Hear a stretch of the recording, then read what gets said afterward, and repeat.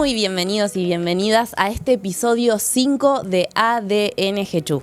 Esta propuesta que tiene la pretensión, capaz que es bastante pretencioso, pero de conocer nuestra historia local. Decimos que no se puede amar lo que no se conoce y por eso tenemos que conocer la profundidad de nuestro pago con sus dolores, sus vicisitudes y también sus alegrías y sus orgullos. Hay otra frase muy linda que siempre decimos en cada uno de estos episodios y es que pinta tu aldea y pintarás al mundo, y creemos en eso, creemos que tenemos una riqueza muy grande para contar acá desde este puntito del mapa en el que nos situamos. Y bueno, estamos acá rodeados de banderas argentinas porque estamos con la efervescencia del Mundial, aparte estamos muy contentos y contentas porque el día martes debutó la selección nacional con un triunfo en el Mundial de Fútbol, y esto nos lleva, ¿no?, a mucha bandera, mucha escarapela, mucho himno nacional, mucho fervor patriótico y bueno, qué buena excusa para ponernos a pensar en este concepto, ¿no?, tan complejo de la patria, de lo nacional. Y lo cierto es que lo que nos pasa en el Mundial y en otros ámbitos, a veces cuando hay un festejo de fecha patria, una cosa así, es que nos sentimos todos como igualados, hermanados, encontrados. Es como que esto de la bandera nacional nos envuelve y nos hace sentir que formamos parte de lo mismo, ¿no? Y bueno, estamos convencidos, obviamente, de eso. Sin embargo, también no podemos ser ingenuos a la hora de pensar en los símbolos nacionales, porque también a lo largo de la historia vamos a encontrar que con la excusa de defender ciertos valores de patriotismo, de nacionalidad, no se abonó a la idea de hermanarnos, de formar comunidad, sino todo lo contrario, ¿no? Se usó a la bandera nacional para excluir, para segregar, para marginar y también para perseguir. Y de eso va a tratar este capítulo que tenemos en el episodio 5 de ADN Jechu. Hubo allá por principios del siglo XX una organización que se llamó Liga Patriótica. Miren qué nombre se había puesto, Liga Patriótica, que supuestamente, según el estatuto que se creó ahí en 1919, una organización fundada por un contraalmirante, Domenech García, bueno, habían dicho que la organización se fundaba para defender la honorabilidad de la Argentina. Pero lo cierto es que esta organización, lejos de ser un instrumento para levantar el fervor y el corazón de los argentinos, tenía que ver más con una lógica de exclusión. Era una organización con un fuerte carácter antiobrero, antisemita, fuertemente xenófobo, ¿no? Recordemos que en el capítulo 4 de ADN empezamos a ver las corrientes migratorias que llegaron a nuestra Argentina, a nuestra Entre Ríos, a nuestra Gualeguaychú.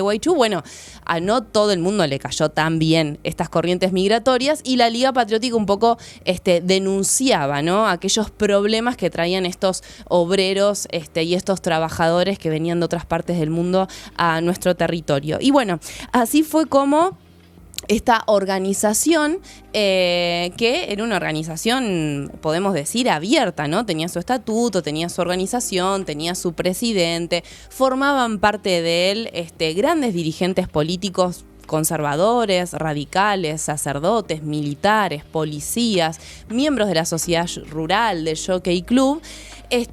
¿No? Entonces había como una cuestión de cierta legalidad o transparencia, pero lo cierto es que después cometían crímenes y hechos ilícitos. Y acá está la cuestión, porque muchas veces el Estado miraba para otro lado o directamente llamaba a los grupos de la Liga Patriótica más radicalizados y violentos a cooperar con formas de represión clandestina e ilegal, aquellas movilizaciones del movimiento obrero que se levantaban para exigir mejores condiciones de vida. Y esto que parece re lejano, porque estamos hablando de una organización muy presente en Buenos Aires, hechos que se vinculan con la Semana Trágica, la Patagonia Rebelde, pero ojo, que Liga Patriótica Argentina también hubo en Entre Ríos y en Gualeguaychú. Un montón de brigadas se establecieron acá cerquita nuestro, en nuestra ciudad, en La Roque, Palavecino, Talita, Aldea San Antonio, Urdinarrain, Gilbert. Bueno, todos estos pequeños localidades tenían sus brigadas de la Liga Patriótica. Y hubo varios hechos de violencia, uno muy importante acá en nuestra ciudad de Gualeguaychú, en donde de manos de la Liga Patriótica, obreros perdieron la vida de manera violenta. El hecho fue tergiversado en ese momento por los medios de comunicación, quedó impune por parte de la justicia. Sin embargo, a pesar de que quiso un poco esconderse abajo de la alfombra de nuestra historia, quedó recordada por los sobrevivientes, por su familia y por el movimiento obrero local, que buscó siempre desempolvar la historia de los caídos el 1 de mayo de 1921, y no solamente sus vidas, sus nombres, sino también recordar por qué luchaban aquellos obreros, que bastante parecido a lo que pasa el día de hoy. Y bueno, y acá no vamos a hablar por boca de jarro, así que nosotros nos dedicamos a traer a gente que sabe de verdad, y si vamos a hablar de historia local, es una referencia absoluta convocar a Ignacio Journé, sociólogo, profesor universitario, especializado en derechos humanos, que con mucha generosidad te viniste a tomar unos mates hoy para charlar de todo esto. Así es, gracias por la invitación y buenas tardes, un gusto estar acá. Bueno, Nacho, conté un poco de qué se trataban estos liguistas, ¿no? ¿Qué fue lo que pasó el 1 de mayo de 1921? Ahí para la gente que está del otro lado, en este plan antidomingo, mirando el programa, y dice, che, ¿cómo fue que acá se armó piquete, que hubo muertes, que hubo represión? ¿Qué fue lo que pasó en nuestra ciudad? Bueno, el 1 de mayo del año 1921 lo que sucedió fue una masacre, básicamente. La forma de caracterizar ese hecho pueden ser diversas, pero sin duda es un acto de sangre, digamos, que surge de un ataque a un acto obrero que pretendía conmemorar el Día Internacional de los Trabajadores, el 1 de mayo. Que al día de hoy sigue siendo el 1 de mayo como el Día de los Trabajadores, ¿no? Así es. Y eso era un domingo 1 de mayo del año 1921, alrededor de las 14:30, 15 horas. Bueno, se sucede este ataque que tiene como actores, básicamente para ubicar un poco los actores principales, al movimiento obrero, que estaba organizado alrededor de la Federación Obrera Departamental, y a la Liga Patriótica Argentina, que vos muy bien hacías una semblanza general sobre esa organización. Así que si tenemos que preguntarnos por qué pasó ese día, bueno, está asignado por ese hecho de sangre, que creo que vamos a ir desentrañándolo. Ajá. Sí, porque tiene sus vericuetos y complejidades. ¿Qué muchachos estos muchachos de la Liga Patriótica, no? ¿Qué podemos comentar de ellos, más allá de esa presentación rápida que hice al inicio? Bueno, básicamente a la hora de abordar un tema como el 1 de mayo del año 21 en Gualeguaychú, pasan, me parece que dos cosas, ¿no? O esos hechos son desconocidos muchas veces, ¿no? Por nuestra localidad, digamos. Ciertamente lo es, mucha gente se sorprende a veces cuando uno comenta sobre estos hechos. No puede creer que acá en la Plaza San Martín, en ese tiempo se llamaba Plaza Independencia, hubieran ocurrido hechos de tal magnitud. O a veces lo que nos pasa es que lo analizamos simplemente como un hecho local, como algo, una excentricidad puramente local, ¿no? Nos pasa eso muchas veces en las localidades más chicas, digamos, no en las periferias. Y no es porque ni una aparte cosa también se cuenta como la historia del movimiento obrero, que tiene hechos muy trágicos en nuestro país. En cualquier manual de escuela secundaria o cuando lo estudiamos incluso en la universidad, es como que aparecen los hechos sobre todo que pasaron en la ciudad de Buenos Aires o alrededores, ¿no? Como hechos muy masivos, y los otros episodios quedan un poco más ahí ocultos, claro, ¿no? O poco subrayados. Bueno, a eso va, ¿no? Yo creo que no hay que... a estos hechos es bueno conocerlos, pero siempre inscriptos en un contexto. Y acá, bueno, vos hacías un panorama general, pero los hechos que pasan en el año 21 acá en Gualeguaychú solamente se entienden, solamente tienen sentido, adquieren sentido, más allá de la primera reacción que uno puede tener, que es, oh, qué horror, pero para salir de simplemente esa reacción, bueno, hay que ponerlo en un contexto, y el contexto es un poco el que enumerabas vos, que tiene que ver con una situación nacional y una situación internacional. Ajá. No sé si nos vamos a ir para ahí. Vos andate para donde quieras, porque yo no le voy a andar diciendo al sociólogo para dónde se tiene que ir. El sociólogo divaga sobre todas las cosas y está muy bien porque para eso has venido. Para eso estudiamos. Claro. Para divagar. Sobre todo esto, porque se hace más fácil llegar a la liga, esa primera pregunta que haces vos, yendo al contexto, ¿no? Un poco vos decías que estamos hablando de movimiento obrero, hablaste de inmigración, que fue un tema de otra edición del programa. Estamos en un contexto de vertiginosa transformación de nuestro país y también de hechos del mundo que transforman también a nuestro panorama nacional. Por un lado, estamos hablando en que en las primeras 2 décadas estas grandes oleadas migratorias transforman demográficamente a nuestro país y nuestra ciudad también. Bueno, de allí vienen, no me voy a extender, pero bueno, todas las sociedades, los clubes que llevan el nombre de las colectividades distintas, ¿no? De las nacionalidades, que resultan de ese tiempo. O sea que tenemos una sociedad que se está transformando, una sociedad que se va complejizando. Tenemos al mismo tiempo en esa segunda década la incorporación política de las masas populares a la vida nacional, ¿no? Mejor dicho, las masas a la vida política nacional, ¿no? La inclusión del sufragio, estoy hablando de 1914, se vota en 1916, el radicalismo, bueno, estamos hablando de transformaciones políticas, transformaciones sociales. Bueno, esta inmigración no viene sola, viene con ideas, viene con ideologías, viene con organización, con criterios. Para eso. Y obreros que vinieron a mejorar su calidad de vida, pero bueno, después se fueron involucrando y también querían formar parte de la toma de decisión de los asuntos públicos y también de las decisiones que implicaban en cómo vivían las familias obreras también, ¿no? Que no la tenían tan fácil por aquellos años tampoco. Tal cual. Sí, es participar, la integración de esas familias a la vida nacional. Y bueno, esos obreros también pugnan por su organización. Ahora capaz que podemos hablar en un ratito, quizás si tenemos tiempo, de cómo fue la organización obrera en Entre Ríos y en esta zona en particular. Pero a eso, además de lo que estoy diciendo muy rápidamente, o sea, inmigración, participación política, organización obrera, hay que sumarle que en el contexto internacional estaba pasando de todo. Estaba la guerra mundial, claro. ¿sí? Si nos vamos hacia fin de esa primera década, más cerca ¿no? En el 18 está terminando la Primera Guerra Mundial, y es un hecho excepcional por sus magnitudes. Y después en el medio está la revolución rusa, por si faltaba algo, ¿no? 1917. ¿Querías condimento internacional? Tomá, claro. Ahí tenés.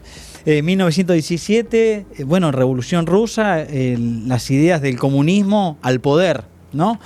Todo eso lo digo porque transforma a toda esta situación que se está viviendo en todos los países, y Argentina no está exenta, y Gualeguaychú tampoco. Así que bueno, se impacta. Yo cuando hice un trabajo sobre la prensa y estos hechos del año 21, particularmente me metí con el diario del Censor, y bueno, empiezan cómo es el tratamiento de esas, en los años 19, 20, 21, cómo es el tratamiento de esas noticias que vienen de afuera. Hay una nota, por ejemplo, que habla de qué vocablos se están usando ahora, entonces habla de Bolchevisky, Spartacus, no sé por qué, maximalistas. La palabra maximalista ya no se usa más, no se va a usar más, pero en ese momento era la construcción del obrero organizado y que luchaba por su derecho, era el obrero maximalista, ¿no? O el obrero federado maximalista. Bueno, también empieza a ingresar esos problemas, que el fantasma del comunismo, ¿no? Claro. Va a ser muy fuerte, y lo traigo a esto, que capaz que parece que no tiene nada que ver, pero lo tiene porque todos esos sentidos que se van construyendo alrededor de cómo es la cuestión obrera, la cuestión social, ¿no? Las problemáticas que tienen que ver con el trabajo, son un entramado, digamos, que va a ser a cómo se interpretan los hechos que pasan acá en la plaza que está acá nomás, ¿no? El conflicto obrero va a ser leído y descifrado por determinados sectores como las resonancias de esos hechos mundiales, ¿no? Los bolcheviques aquí, los maximalistas en nuestra ciudad. Y también el poder de la prensa en ese momento, que lo sigue teniendo claramente, pero también hoy, qué sé yo, están las redes sociales, quizás hay más medios que informan, pero en ese momento el diario que existía en la zona o uno o dos medios también configuraban casi toda la opinión pública y gran parte del sentido común de la época, ¿no? Entonces, aquellas miradas que aparecían en esos medios de comunicación de la época eran la mirada, ¿no?, que impregnaba al resto de la ciudad. Sí, hay noticias diarias, o sea, noticias comunes sobre las repercusiones de, internacionales, pero también nacionales. Yo me acuerdo una de acá, del diario El Censor, que decía 2 maximalistas rusos en la estación de Urdinarrain, no sé, ¿entiendes? O, detienen a 2 maximalistas en Gualeguaychú. Atención, obrero, no se dejen engañar por estas personas. Bueno, un poco está la mirada. Esa persona que te viene a hablar de tus derechos, no te dejes engañar, claro. Algo así. Pero bueno, y también esto de cómo es esta forma de leer que viene empapada por lo internacional. Bueno, también el movimiento obrero local, que ya es preexistente a estos acontecimientos, ¿no? Está ya de fines del siglo XIX, principio del XX, ya están las federaciones obreras, está la FORA, la UGT, hay distintas organizaciones. ¿Y en qué le trabajaban, Nacho, los obreros de Gualeguaychú de aquel tiempo? Porque por ahí nos resulta, ¿no?, es como difícil pensar una Gualeguaychú así de perfil obrero. ¿En qué trabajaban? ¿Qué gremios había acá? Sí. Y acá había, esta es una ciudad portuaria, no tenía su puerto en funcionamiento, o sea que había obreros portuarios, obreros estibadores, que era uno de los gremios más importantes. El gremio de estibadores es de los que más va a promover la sindicalización en la provincia. Había ferroviarios, que desde 1890 ya teníamos un tren. Había, obreros, trabajadores agrícolas. También teníamos los empleados de comercio que van a partir de la segunda década del siglo XX van a empezar a organizarse. Están los sastres, hay una sociedad de sastres y afines, sociedades de albañiles y oficios varios. Esas son las actividades de esta zona. De empleados, obviamente empleados municipales, también se va a conformar la sociedad de empleados municipales. Ese es un poco el panorama, el mundo del trabajo local. Están los picapedreros también, hay un gremio de picapedreros. Son varias, ¿no? Después hay oficios varios, ¿no?, que están herreros, carpinteros, pero ese es un poco el mundo del trabajo. Todavía no está el frigorífico, todavía no hay un sindicato de la carne, digamos, pero un poco ese es el mundo del trabajo que se va organizando, y algunos autores hablan de que hay una sindicalización más tardía en Entre Ríos que en otros lugares del país. Pero se da, sobre todo del 10 al 20 hay una fuerte sindicalización. Esto quiere decir que los obreros que tenían que disputar sus salarios le empiezan a organizarse en sociedades de obreros.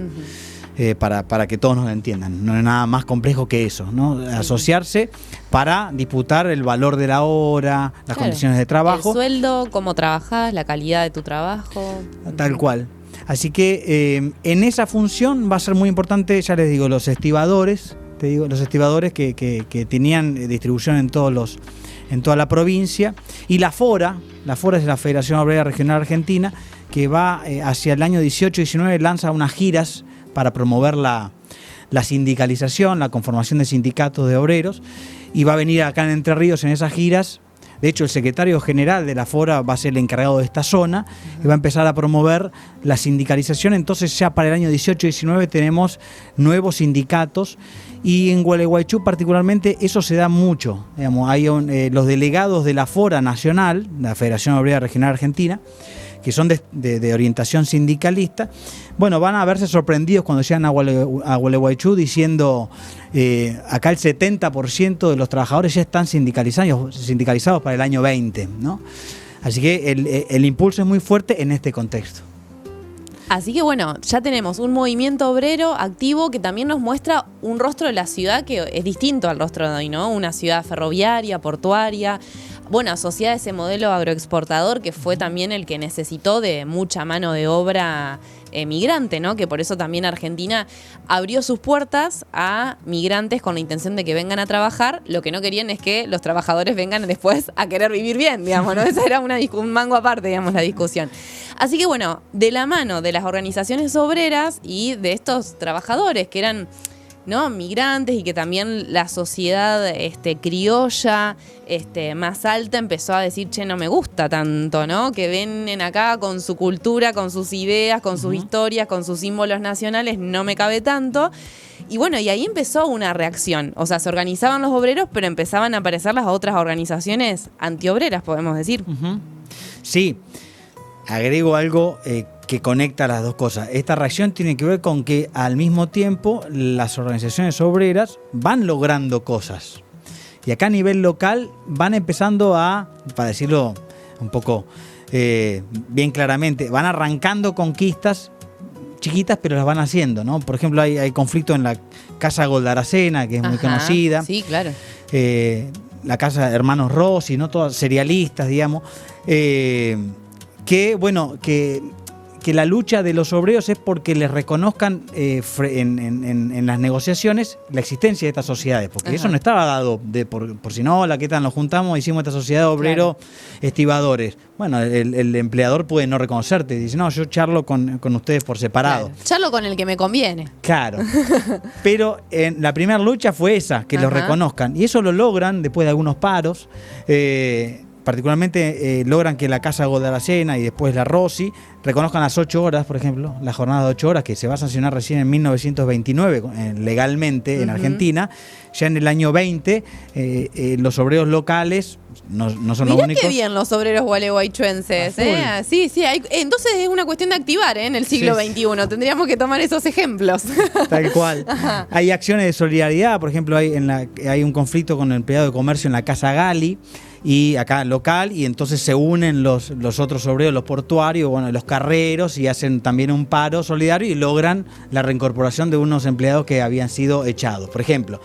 Eso va generando reacciones de lo que vos estás charlando, ¿no? Y las reacciones me parece que vas hacia lo de la Liga, ¿no? Cómo se conforman esas organizaciones patronales o ligadas a lo patronal o antiobreras, que van a anclar, obviamente, como decías vos al principio, en la idea de argentinidad, ¿no? Frente a esta ola inmigratoria que nos trajo todo este lío, van a decir, hay que volver, ¿no? La reacción es volver a inundar de argentinidad y argentinizar, en el mejor de los casos, a los obreros que se confundan con este maximalismo. Sí, ¿no? Es como una vuelta rara, porque vimos en los primeros capítulos de ADN que hablamos sobre, bueno, las comunidades afro y toda la construcción, ¿no?, en contra de la negritud que tuvo nuestra historia nacional. Después también la Gualeguaychú indígena, ¿no?, y también todo el proyecto genocida que hubo sobre los pueblos originarios, y después de invisibilización de toda esa parte de nuestro ADN, de nuestra identidad, porque, bueno, era mejor traer obreros europeos que sí sabían trabajar supuestamente bien la tierra, ¿no?, que sí eran productivos, que ya tenían disciplina para el trabajo, bueno, mejor que vengan. Ahora, cuando vinieron también con sus reclamos y con sus tensiones y con sus demandas, fue como una vuelta a, entonces, el gaucho, que había sido tan perseguido, ¿no?, por la élite gobernante, de repente les empezó a caer un poco mejor el gaucho, porque frente al inmigrante el gaucho empezaba, los veían más lindo al gaucho, ¿no? Empezó como una vuelta, como un rulo, digamos. Sí, de allí viene la entronización del Martín Fierro como el poema nacional, ¿no? Claro. Leopoldo Lugón no me acuerdo el año, 1914, por ahí es que establece ese poema, que decía ese poema como el poema nacional, tiene que ver con este proceso, ¿no? Hay que volver hacia aquello, ¿no? Hay que volver los pasos para saldar ese error. Eliminamos quizás la élite, ¿no?, la élite política. Hemos eliminado el elemento argentino y se nos ha inundado de bolcheviques, ahora, entonces, bueno, hay que recuperar eso. Con ese discurso se va a forjar la Liga Patriótica. Y la Liga Patriótica, como decías vos, nace en la Semana Trágica, en Buenos Aires. No la puedo escribir acá, pero bueno, es un hecho, lo dice la palabra, ¿no? Semana Trágica, muchos muertos frente a una represión terrible. Y ahí comienza a trabajar la Liga. Estamos hablando de, 1919. Se crea la Liga Patriótica Y rápidamente, en este contexto del que estamos hablando, de conflictividad obrera, de luchas, empieza a desplegarse la Liga en todo el territorio nacional. Que estaba formada por gente bien, ¿no? Porque eran todos miembros de la sociedad rural, del Jockey Club, del Club del Progreso, líderes políticos, conservadores, radicales personalistas, antipersonalistas, militares, policía. Era una mezcla bastante extraña, sacerdotes, estudiantes universitarios, pero bueno, se ven imágenes que de hecho las tenemos ahí dando vuelta de los liguistas de aquella época que andaban en auto, por ejemplo, ¿no? Que solamente alguien de una familia patricia o aristocrática podía tener un auto y andaban a cara de perro ahí armados arriba de los autos. Esa es de Buenos Aires. Esa es de Buenos Aires, infundiendo miedo, ¿no? Esta idea de que, bueno, estamos dispuestos a hacer lo que a veces el gobierno tibiamente no se anima. Entonces nosotros vamos a defender la argentinidad a cara de perro, digamos, ¿no? Era un poco la propuesta. Sí, y fijémonos también que estaba un gobierno radical de Hipólito Yrigoyen, que también a ciertos sectores, va a ser también otro cuco, ¿no? No solamente los obreros, los partidos de izquierda, las organizaciones sindicales, sino el radicalismo mismo con todo su discurso popular, con su efectiva democratización de las masas populares, que tienen ahí algunas mejoras y efectivamente hay una representación de lo popular desde ese radicalismo irigoyenista. Bueno, también van a hablar contra o van a enfrentar fuertemente al radicalismo y en particular se van a meter con el presidente Irigoyen, ¿no? La Liga va a tener un discurso también que se ata a lo antirradical, digamos. Pero bueno, siendo lo que vos decías, la Liga era una organización, no era un partido político. No, claro. Era una liga. Entonces tenía todas estas integraciones diversas, ¿no? De distintos personajes. Y va a tener sus distintos momentos, ¿no? Nace alrededor del 19 y creo que termina la Liga Patriótica de existir hacia el año 28, 29.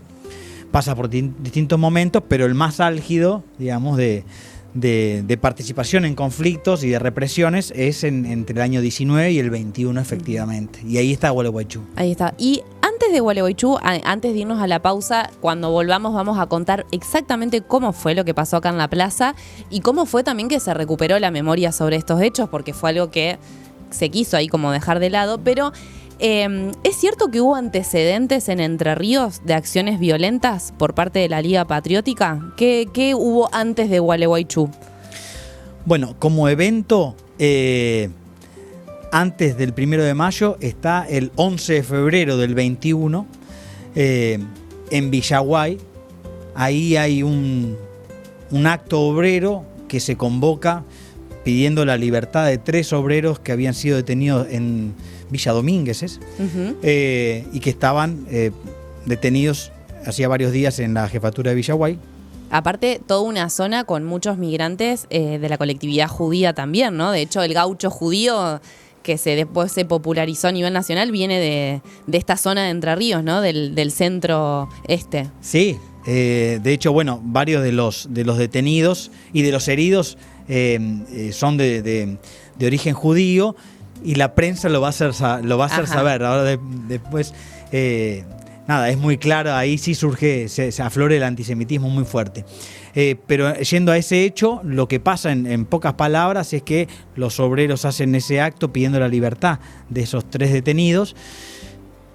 Llega la Liga Patriótica y ahí se sucede, un enfrentamiento y resultan muertos un liguista y un bebé de 6 meses. ¡Qué bárbaro! La persona que muere, los dos, ¿no? Pero uno es Héctor Montiel, un joven que era hijo del senador Alberto Montiel, si no me equivoco, Antonio o Alberto, ahora se me fue el nombre, Montiel.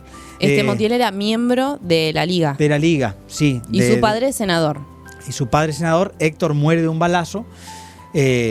obviamente estamos hablando de que en ese marco de conflictividad los obreros también estaban armados, no todos, Claro. pero muchas veces sí.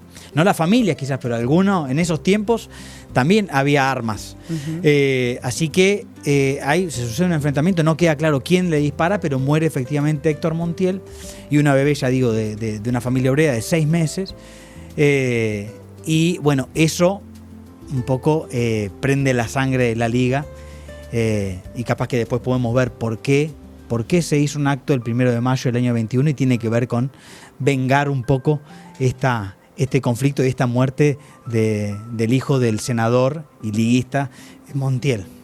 Vos que te pensás que vivís en una ciudad muy pancha, muy tranquila, que acá solamente comemos galleta, librito y tomamos mate, sí, pero también tenemos una historia compleja, profunda, que también nos vincula permanentemente con los grandes capítulos de la historia nacional. En este 5º capítulo de ADN Jechú estamos hablando del 1 de mayo de 1921, la masacre obrera, que nos permite abrir todo un espacio para pensar qué rol tuvo la ciudad de Gualeguaychú en el movimiento obrero nacional y también en aquellas organizaciones antiobreristas de aquellos años. Y obviamente pensar el movimiento obrero de aquel tiempo nos lleva a pensar un poco en las condiciones de laburo de los trabajadores de hoy, ¿no? Que cuánto todavía tenemos para seguir pensando y luchando.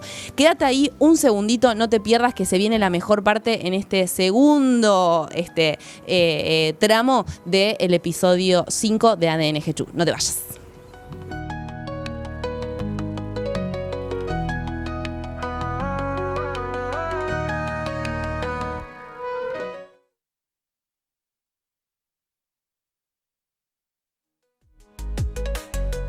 Internet, veloz, estable.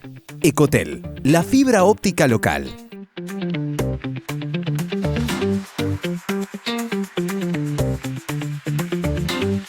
$50 megas. 100 megas. 200 megas. Ecotel, contrata hoy. Ecotel, la fibra óptica local. Contrata hoy tu servicio de internet por fibra óptica comunicándote al 3446 2011 84. En Matcom somos líderes en soluciones de infraestructura para redes de datos. Contamos con un amplio portfolio de productos y servicios respaldados por la más alta tecnología e innovación. Somos distribuidores mayoristas de las mejores marcas del mercado, garantizando productos de máxima calidad y confiabilidad. Brindamos asesoramiento, desarrollo e instalación con soluciones personalizadas que impulsan el éxito y la transformación digital de nuestros clientes. Contáctate con nuestro equipo de expertos y lleva tu proyecto al siguiente nivel. Matcom te conecta al futuro. Limpia la moto, lubrica las bisagras, elimina óxido, ahuyenta roedores, afloja tuercas y tornillos, abrillanta ruedas, protege plásticos. Nuevo lubricante multiuso Walker W400, 10 veces mejor. Hace 3 años asumimos el desafío de transformar esta cooperativa y entendimos que el futuro no era esperar, sino animarse a construirlo. Fortalecimos el sistema eléctrico, recuperamos una institución sólida y dimos pasos históricos hacia una cooperativa moderna y multiservicios. Impulsamos conectividad, construimos un data center de última generación. Creamos Jechú TV y llevamos nuestros contenidos digitales a 21 provincias a través de la plataforma Sensa. También avanzamos en nuevos servicios sociales, con salas velatorias próximas a ponerse en funcionamiento, pensando siempre en acompañar a nuestra comunidad. Nada de esto hubiese sido posible sin nuestros trabajadores y sin cada vecino que acompañó esta transformación. Hoy, a 80 años de su nacimiento, la cooperativa vuelve a mirar el futuro con orgullo, con fuerza y con una visión clara, porque el futuro ya empezó.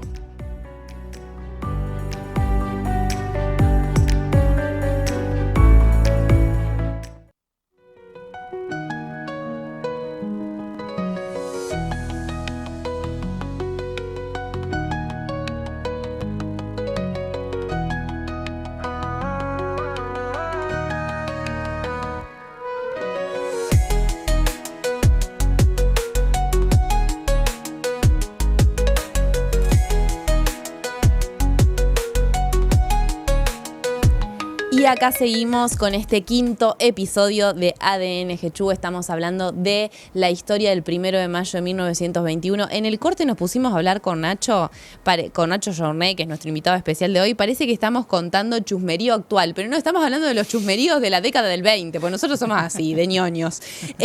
Bueno, estamos hablando de estos hechos en donde resultaron obreros muertos de parte de la Liga Patriótica, esta institución que era mucho más, ¿no? Hablábamos con Nacho que una fuerza de choque. Lo cierto es que eran unos muchachitos bravos, andaban armados, tenían plata, tenían poder, tenían medios de comunicación, formaban parte del ejército, de la policía, de la iglesia en jerarquía, formaban parte de la élite, pero también tenían esposas, los muchachotes, y por ejemplo estaban los círculos obreros, ¿no? Que eran las mujeres de estos liguistas que se dedicaban a dialogar con las mujeres de los obreros para decirle: cuida a tu marido, que no se radicalice, que no se haga tan extremista, que no se haga revolucionario, que sea un buen cristiano, ¿no? Como para que la mujer del obrero lo tenga cortito y no lo deje sindicalizarse. Hay algo de eso, ¿no? No solamente eran fuerza de choque. Efectivamente, no, era una organización que se daba una política hacia la sociedad e incluso hacia el movimiento obrero, o mejor dicho, hacia los obreros y hacia los extranjeros también, con esta idea de argentinizar. Y esto está bueno comentarlo porque muchas veces se puede interpretar a la Liga Patriótica Argentina como una organización protofascista o fascista. Uh-huh. Estamos también en ese tiempo que está por surgir el fascismo, o ya está, digamos, ahí en Italia. Entonces, la idea que son simples grupos de choque y simplemente violentos que acuden a masacrar obreros. En algunos eventos efectivamente practicaron eso, pero no son solamente eso. Tenían una política, por ejemplo, acá en Gualeguaychú, la Liga Patriótica nace en el año 20 acá. La primera noticia de la Liga que aparece en el censor es de mayo del 19. O sea, tempranamente se empieza a hablar de la Liga Patriótica acá en los medios locales y se conforma la Liga Patriótica en Gualeguaychú hacia el año 20. Y la Liga tenía un discurso y una política también de argentinizar y abrir. No era un grupo de choque simplemente, sino que también conquistar a los obreros para llevarlos a ser buenos argentinos. Para ser buenos argentinos. Y para eso, por ejemplo, había en esos años, sobre todo hacia fines del 20, instalan locales comerciales, 1 o 2 puestos, para vender carne a precios baratos. Para, Nacho, ¿vos me estás diciendo que el carne para todos surgió de la Liga Patriótica ya por la década del 20? Así es, no es ningún invento del siglo XXI. ¿No? Los liguistas, eso, en los anuncios del diario se ve, ¿no? A los trabajadores les hablábamos, acá pueden acceder a carne a precio barato y accesible, con puestos efectivamente de la Liga. Al mismo tiempo, para los actos también tenían una convocatoria que se ve en los medios, digamos, en los diarios, dirigida a los obreros, también a los extranjeros. Así que, bueno, yo un poco para salir de esa imagen simplemente de grupo de choque, y un poco complejizarla, porque no era solamente eso la Liga. Sí, de hecho nosotros vamos a ver y ya nos vamos a meter de lleno a qué fue lo que pasó ese 1 de mayo de 1921 acá en las calles de nuestra ciudad, porque los obreros muertos eran gualeguaychuenses, y los agresores también eran gualeguaychuenses, ¿no? Y estamos pensando en esto. Cuando hablamos de la Liga, hablamos de apellidos, de familias que formaron parte de nuestra comunidad también. Hay una de las imágenes que está por ahí dando vueltas junto con otras imágenes de la Liga, en donde se ve el desfile de los liguistas a caballo ese día, el 1 de mayo de 1921, por la 25 de mayo. La vuelta al perro se ve que viene de esa época también. Ahí está, ¿no? Y ese día hay algunas otras imágenes que muestran, por ejemplo, niños, niñas con guardapolvos y banderas argentinas saludando el paso de la Liga Patriótica, ¿no? Entonces, esto de que también había un vínculo con la sociedad en donde esta reivindicación de los valores nacionales, de los símbolos nacionales, obviamente también prendía en gente que veía con buenos ojos la idea de reivindicar nuestra identidad nacional, ¿no? Por ahí sin conocer los trasfondos más cruentos que eso podía implicar. Sí, los actos de la liga que estuvieron acá fueron grandes, 2 actos. El del 3 de febrero de ese año 21 y el del 1 de mayo, pocos meses después, del mismo año 21, ¿no? En esos 2 actos, que después podemos detenernos, pero vale la aclaración, esta modalidad de las instituciones participando, los niños, las escuelas, las autoridades, estaba el presidente municipal en ese entonces, estaban todas las autoridades de las fuerzas vivas de la sociedad, marchaban en estos desfiles convocados por la Liga Patriótica. Y volviendo a lo que decía antes, también obreros. Hay, claro. No digo masivamente, ni la mayor parte de las organizaciones obreras locales, no, obviamente porque era contradictorio. Pero sí, por ejemplo, en el acto del 3 de febrero que se hace en el año 21, en conmemoración, obviamente, de la fecha 3 de febrero de la batalla de Caseros, que es el primer gran acto que viene toda la plana mayor de la Liga Patriótica. Manuel Carles, que está ahí en las fotos, era el presidente de la Liga Patriótica a nivel nacional. Ahí participan, hay una de las fotos que está en el diario, que están un grupo de carreros. Los carreros también era un sindicato importante. Imagínense que en ese tiempo... Claro, no había habían Uber, 2 autos. chicos, claro. No había Uber, claro. No habían llegado las aplicaciones todavía por estos pagos. No, y los autos, como decías vos, lo tenían 1, 2 personas, claro. 3. Se movía todo en carros, el traslado era en carros. Y un sector de los carreros se une a la marcha de la Liga Patriótica. Mirá. Y está la foto de los carreros. No quiere decir que el movimiento obrero apoyaba esa marcha, pero sí que había un discurso para ellos también. Y digo lo del 3 de febrero porque es importante para ir entendiendo lo del 1 de mayo, porque el 3 de febrero se ponen toda la carne al asador, para decirlo de alguna forma, por parte de la Liga, porque la brigada de Gualeguaychú se había creado hacía poquito y se quería impulsar en esta zona, que estaba atravesada por conflictos pequeños, locales, pero también por un conflicto portuario importante en ese tiempo. La Federación Obrera Marítima Nacional, digamos, estaba en huelga hacía mucho tiempo y la salida de la producción agrícola de nuestra zona estaba vedada porque había paro en este puerto y en el puerto de Buenos Aires. Entonces el nivel de conflictividad era bastante grande. Claro, aparte separaba el puerto y era meterle la mano al desarrollo del modelo agroexportador, ¿no? Que era, bueno, lo intocable por aquellos años. Así es, pensemos lo que nos están escuchando, obviamente los puentes no existían, no había otra forma de traslado, solamente por río. Así que bueno, el 3 de febrero se hace un acto enorme. De hecho hay muchas de las fotos que aparecen, no digo estas, pero que aparecen como si fueran la del mayo, pero en verdad son de febrero. Ajá. Ahí se hace un acto importantísimo y bueno, obviamente el desfile es el mismo que se va a hacer en el 1 de mayo. El del 3 de febrero salen de Rocamora, hoy las marchas más o menos hacen el mismo circuito, ¿sabía? Es en Rocamora y 25. ¿No es ahí donde sí, por ejemplo, Ni Una Menos hace poco salió de ahí. El 24 de marzo. El 24 de marzo del 76 y a la memoria también. Bueno, en la Liga Patriótica también. Mirá que, bueno, nos encontrábamos todos. Sepan que también son precursores del circuito. Claro, muy bien. La Liga Patriótica se juntaba en 25 de mayo de Rocamora, marchaba hasta Mitre, y en Mitre doblaba y volvía por Urquiza. Ajá. Volvía por Urquiza hasta Rocamora otra vez. Primera junta sería, digo, Rocamora. Bueno, la cuestión que uno se empieza a preguntar es ¿qué pasó? O sea, ¿por qué el 1 de mayo, o sea, un mes y medio después, por qué otra vez un acto idéntico al del 3 de febrero? ¿Por qué? ¿Y por qué terminó siendo tan violento también? Claro, pasaron cosas, diría alguien.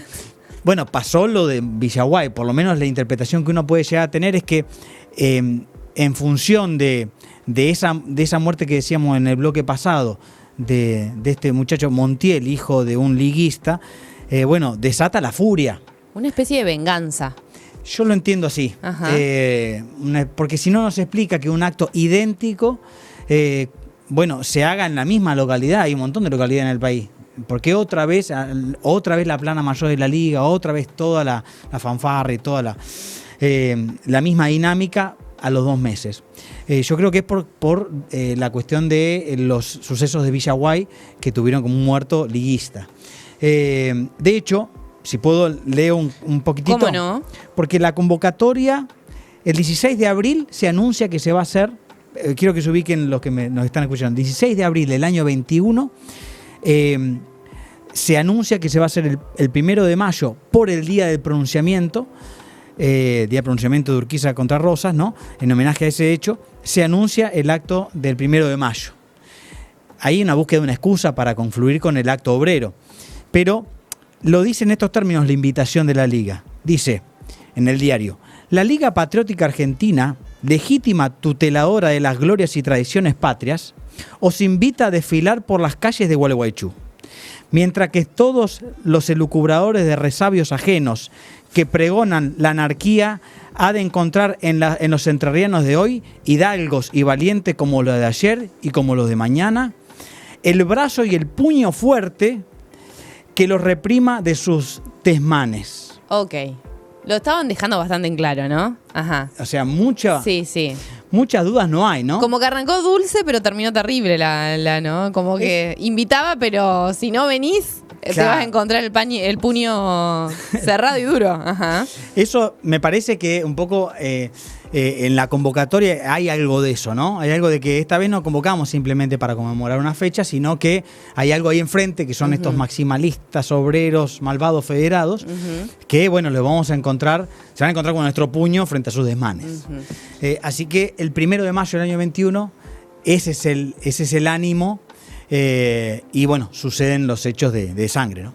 Y estos, ¿no? Porque los decían en estos términos, estos maximalistas soviéticos, revolucionarios anarquistas, bolcheviques, judíos, antipatria, etcétera, tenían además algo que los liguistas odiaban especialmente, que era el sucio trapo rojo, ¿no? Ajá. Que ocupa como un lugar importante.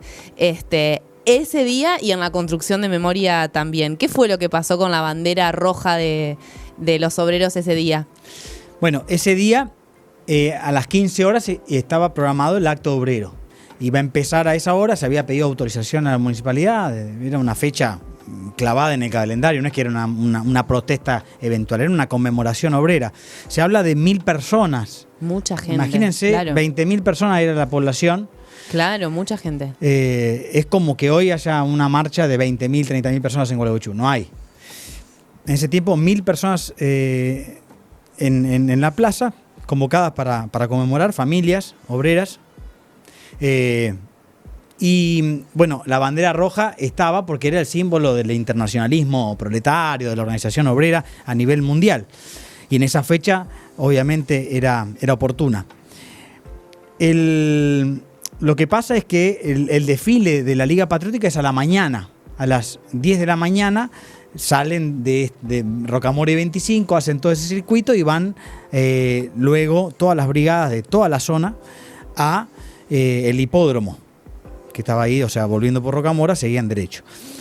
Ahí hacen unas vaquillas, se toman unos vinos, hacen fuertes discursos, da un discurso Sixto Vela, que era el presidente de la Liga Patriótica de Gualeguaychú, Manuel Carles, que era el presidente de la Liga a nivel nacional, y hacia las 3 de la tarde dicen, bueno... Claro, pero aparte de las 10 de la mañana hasta las 3 de la tarde estuvieron tomando vino, o sea, habían entonado bastante estos sí, hombres. Pero ajá, lo que hay efectivamente, más allá de los alcoholes, hay una decisión efectiva de la Liga de venir hasta acá. Digo hasta acá porque queda más cerca. Sí, sí. Del hipódromo a la Plaza San Martín hay un trecho y no hay posibilidad de cruzarse. Hay una decisión de los liguistas de marchar hacia acá. Y lo que pasa es que, bueno, entran la brigada de Gilbert al mando de Juan Francisco Morro Bernard y está Alberto Montiel, el padre del muchacho muerto en Villaguay, Erro, bueno, varios de los referentes de la Liga Patriótica, y entran por calles 3 de Febrero y Mitre. Y, bueno, muchos a caballo, otros a pie, con sus trabajadores rurales, digamos, para decirlo, sus peones, y se produce una primera discusión alrededor de el sucio trapo rojo, ¿no? ¿Por qué? Porque, se querían llevar la bandera. Se querían llevar la bandera y la policía ve que se está armando el tole. Claro. Y entonces dice, frena y logra que los obreros entreguen la bandera y se lleve a la jefatura de policía para bajar los ánimos. Me gusta mucho el término tole porque yo lo uso también. No sé si será... Viejo. No sé cómo lo toman las generaciones centennials, pero tole es irreemplazable. Capaz que se dejó usar hace como 35 años y yo lo estoy acá desempolvando. Creo que los liguistas fueron los últimos que lo usaron, pero yo lo uso también. Ese día se escuchó por última vez. Bueno, así que se armó el tole-tole porque se querían llevar la bandera. La policía dice qué está pasando acá. La policía no reprime, la policía no tiene responsabilidad sobre los hechos. A diferencia de otros eventos de la historia, en este no tuvo represión. Al revés, tiene víctimas la policía. Y para hacerlo rápido, cuando están volviendo de entregar la bandera en la jefatura, se desata la balacera. Y ahí, bueno, es propiamente el ataque. Ahí mueren varias personas, se habla de 4 en principio, luego se va extendiendo la lista. Yo contabilizo 13, pero bueno, siempre es discutible. A Teo Jordán, que es alguien que seguramente vas a nombrar después, también hizo su reconstrucción, y porque su padre estaba Ángel Jordán estaba en esa manifestación, y contabilizó más víctimas de personas que no quisieron dar lugar a darle publicidad o comentarlo porque temían. Pero en concreto, bueno, mueren en el hospital Ángel Silva, Celeonio Iglesias, Lorenzo Timón, Pedro Villarreal, que eran 4 obreros. 2 eran uruguayos, Celeonio Iglesias y Lorenzo Timón eran uruguayos. Había mucho uruguayo que venía a trabajar acá, pero que estaban radicados acá hacía mucho tiempo. Fernando Urriste, o Urristi le dicen también, que era sargento de la policía. De hecho, en la jefatura de la policía de Gualeguaychú, que está enfrente de la plaza, hay un lugar en donde están los nombres de los policías caídos en desempeño de sus actividades como policías, y el primero que aparece es Urristi, 1 de mayo de 1921, ¿no? Asesinado más bien, cumpliendo sus funciones. Así es. Y también está Hilario Rodríguez, esos son los primeros 6. Y ahí tenemos la distinta composición de muertos, digamos. Son 4 obreros, un policía. Hilario Rodríguez venía con la Liga. Pero ¿qué pasa? Todos los 6 testimonios coinciden en que fueron los de la Liga quienes atacaron. O sea, tanto los obreros, que uno podría decir, bueno, hay una tendencia a decir que la culpa es de los liguistas. Perfecto, pero Fernando Urriste, antes de morir, el policía, antes de morir en el hospital, dice que él ve que le tira uno de la Liga. E Hilario Rodríguez, que es uno de los liguistas que está herido también, pero es liguista, era un peón de campo, y dice que él fue mandado por Morro Bernard a arremeter, esa es la palabra, que le habían dado un revólver y decía, si yo arremeto, ustedes me siguen. Y efectivamente arremeten contra la multitud. Ese es el testimonio del propio Rodríguez antes de morir. O sea que todos coinciden que obviamente los responsables máximos van a decir que no, pero acá tenemos una diversidad de lugares de donde hablar que coinciden en que la Liga es la que ataca. Nacho, y yo te voy a hacer 2 preguntas, porque Gualeguaychú era mucho más chico que ahora. De repente hay personas muertas en un hecho violento con armas de fuego, un policía, obreros, un trabajador rural. Me imagino los desmanes, ¿no? Con el tiroteo, la gente corriendo para todos lados, en una Gualeguaychú que era muchísimo más chica de lo que es hoy. ¿Cómo fue la cobertura de los diarios al otro día y qué pasó? ¿Alguien fue preso? ¿Alguien fue responsabilizado por esta masacre? Bien. Los medios, bueno, yo sobre todo analicé el Censor. El Argentino era el otro diario que era de orientación más radical, era de orientación radical. Y el Censor, que es el que yo más indagué, obviamente habla de los lamentables hechos, pero bueno, responsabiliza a los obreros con respecto a que por qué estaban con esa bandera roja. Y básicamente diluye las responsabilidades, ¿no? Al hacer referencia a los hechos de la plaza, habla de tragedia, lamentables hechos, pero no hay, como un evento sin responsables. Respecto a la justicia, efectivamente se detienen a los principales sospechosos, digamos. Se inicia una causa, que es la causa 438. Que hay un documental que lleva el nombre de la causa, ¿no? Así que creo que está disponible en YouTube, si la quieren buscar, pero que fue producida por gente acá de la zona también, que está muy bueno. Es un documental que investiga esa causa. Claro, sí. Sí, se llama Causa 438, Choque Sangriento, si no me equivoco el nombre de ese documental. Y del choque sangriento viene porque entre las caracterizaciones, el jefe de policía, que era Laite, también da testimonio el intendente de ese entonces, Antonio Maya. Bueno, Laite habla de choque sangriento, pero claramente responsabiliza a la Liga. La causa es extensísima.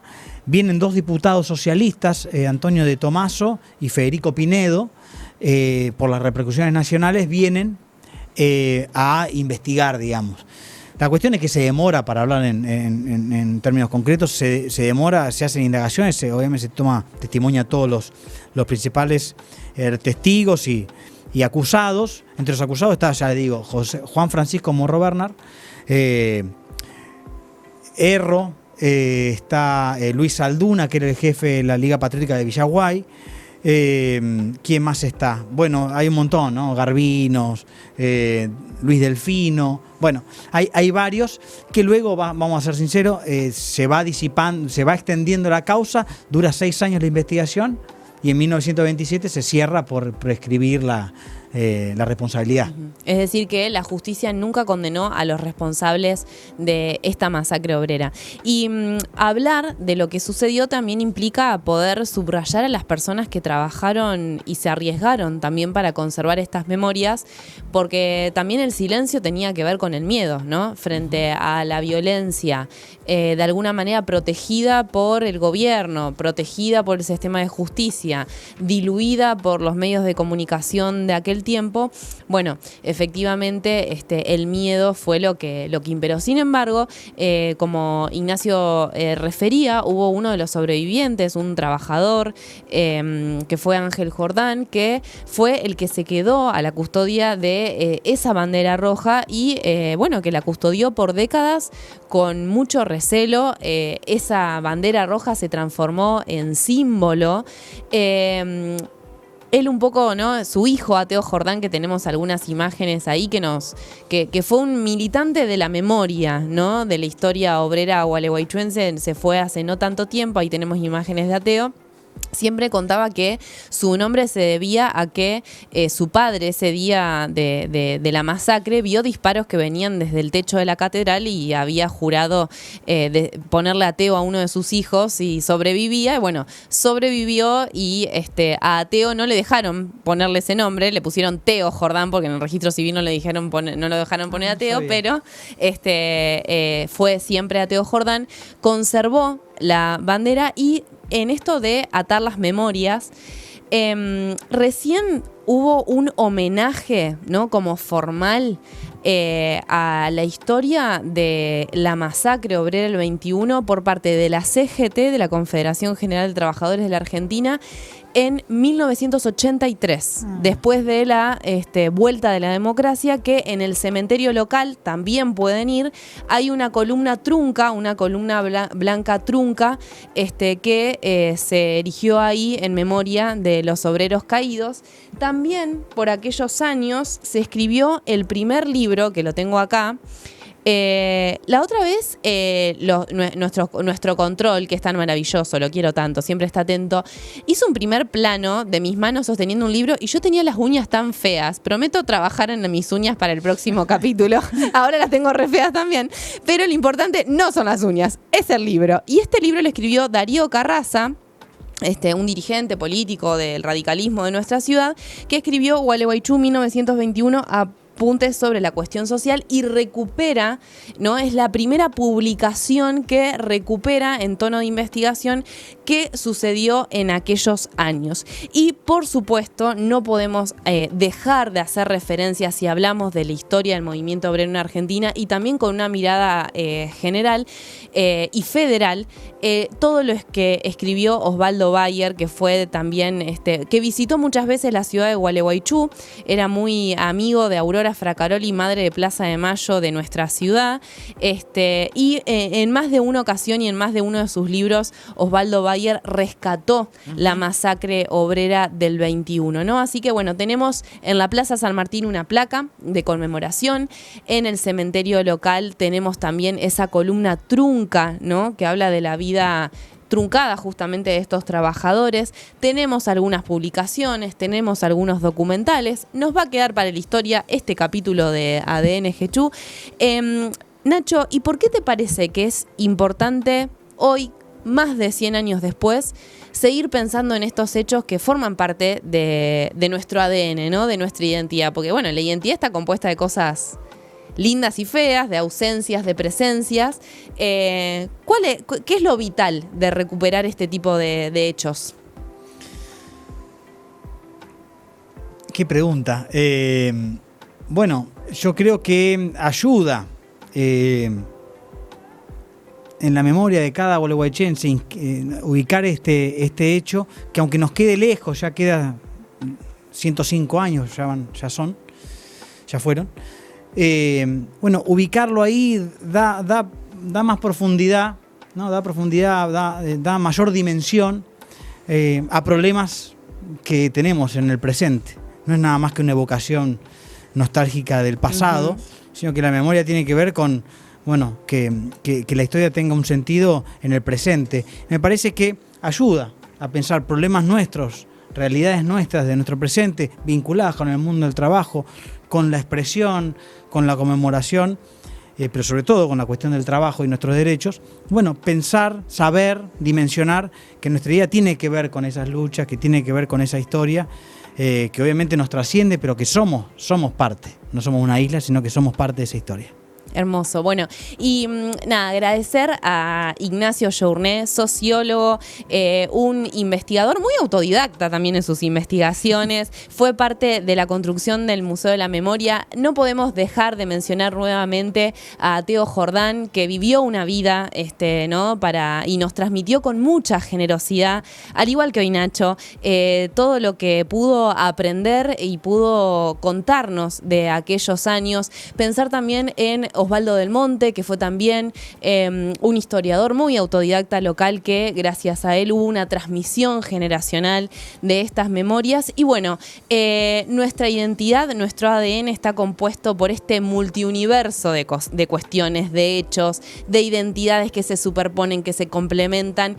Hoy vimos un episodio triste, trágico, porque habla de muertos, habla de violencia, habla de desencuentro, habla de una bandera argentina excluyente, ¿no? Una bandera argentina que decía: esto sí es la patria, esto no es la patria, estos sí son los argentinos, estos no son los argentinos. Bueno, acá con estas banderitas argentinas de fondo vamos a ir cerrando este episodio 5 de ADN GECHU, pensando en una Argentina grande en donde no hay lugar para que nadie quede afuera.